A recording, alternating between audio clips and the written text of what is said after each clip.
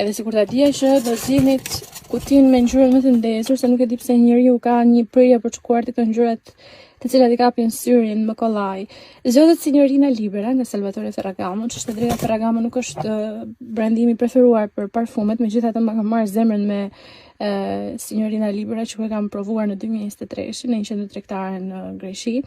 Më besoni, momenti që do e provoni do shihni që nuk keni pasur parfum tjetër si ky. Është goxha speciale, unë pretendoj që i njoh parfumet deri diku, për të mos të njoh mirë, për të qenë modeste.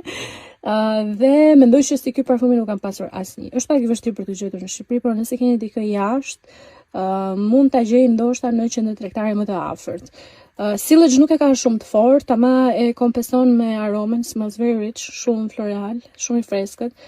Për herë të parë më ka pëlqyer një parfum që nuk ka nota myshku shumë, kështu që ju uroj